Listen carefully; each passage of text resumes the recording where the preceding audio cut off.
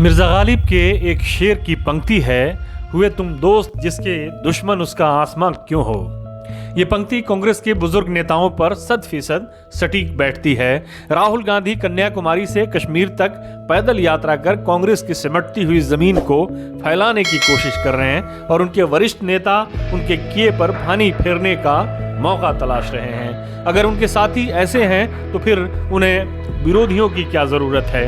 कांग्रेस के वरिष्ठ नेता दिग्विजय सिंह एक बार फिर एक गैर जरूरी बयान के साथ सामने आए हैं। उन्होंने पुलवामा हमलों के बाद हुए सर्जिकल स्ट्राइक का सबूत मांगकर मध्य प्रदेश में कांग्रेस की ताबूत में कील ठोकने का काम कर दिया है। ख्याल रहे कि राजस्थान और छत्तीसगढ़ के साथ मध्य प्रदेश में भी 10 महीने बाद विधानसभा चुनाव होने वाले हैं और ये चुनाव राहुल गांधी के 2024 के अभियान के लिए बहुत ही अहम है। ये तीनों राज्य ऐसे हैं जहां पिछली बार कांग्रेस ने जीत का परचम बुलंद किया था और इन तीनों राज्यों में पार्टी की अंतःकलह खुलकर सामने आई थी।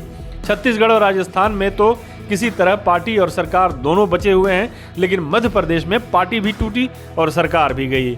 दिग्विजय सिंह मध्य प्रदेश में कांग्रेस के मुख्यमंत्री रह चुके हैं। 2018 में कांग्रेस के मुख्यमंत्री के 3 दावेदारों में से एक रहे हैं, लेकिन उन्होंने ज्योतिरादित्य सिंधिया को ठिकाने लगाने के लिए कमलनाथ के साथ हाथ मिला लिया था और अब लगता है कि मध्य प्रदेश में कांग्रेस की वापसी की जो भी थोड़ी बहुत उम्मीद है उसे भी वो स्वाहा कर देने के दर पे हैं।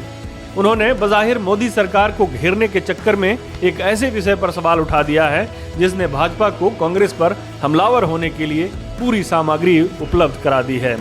भाजपा की ओर से जैसी प्रतिक्रिया आनी चाहिए थी वैसी ही प्रतिक्रिया आई। पार्टी ने कहा कि कांग्रेस के लोग प्रधानमंत्री से नफरत में इतने अंधे हो गए हैं कि सेना की बेइज्जती करने से भी नहीं चूकते। मध्य प्रदेश के मुख्यमंत्री शिवराज सिंह चौहान ने अपने ट्वीट में लिखा, कांग्रेस का डीएनए ही पाकिस्तान परस्ती का है। कभी सर्जिकल स्ट्राइक के सबूत मांगते हैं, भगवान राम का अस्तित्व था कि नहीं था इसके सबूत मांगते हैं, कभी राम सेतु के सबूत मांगते हैं।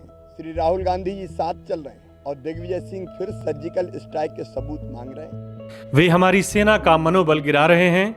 मैं तो राहुल गांधी जी से जवाब मांगता हूं कि ये कैसी भारत जोड़ो यात्रा है। टुकड़े टुकड़े गैंग आपके साथ चल रही है। आप भी सेना के कमजोर होने की बात कर रहे हैं। हमारी सेना का मनोबल गिराने का पाप और अपराध तो कम से कम कांग्रेस ना करे। आपको याद होगा कि इस घटनाक्रम के दौरान ज्योतिरादित्य सिंधिया कांग्रेस छोड़ने की योजना बना रहे थे। सर्जिकल स्ट्राइक के समय जब कांग्रेस और दूसरी विपक्षी पार्टियां इस पर सबूत मांग रही थीं, तो उस समय भी सिंधिया सरकार के साथ खड़े दिख रहे थे और जब कश्मीर से 370 हटाया गया था उस पर भी उन्होंने सरकार की तारीफ कर भाजपा में अपने पलायन के इशारे दे दिए थे। दिग्विजय सिंह के बयान पर अपनी प्रतिक्रिया देते हुए सिंधिया ने अपने ट्वीट में लिखा है, आतंकी ओसामा बिन लादेन को ओसामा जी, जाकिर नायक के साथ मंच साझा करना, अपने भाषणों से लगातार मातृ शक्ति के प्रति असम्मान। दिग्विजय सिंह जी ने अपनी राष्ट्र विरोधी क्रियाओं की सूची में आज एक और जोड़ा। जिस भारतीय सेना के प्रयासों, उनकी देशभक्ति और बलिदान के कारण आज आप और पूरा देश सुरक्षित है, उन्हीं पर सवाल उठाकर आपने भारत माता का अपमान किया है। क्या यह राष्ट्र विरोधी मानसिकता का प्रमाण नहीं है?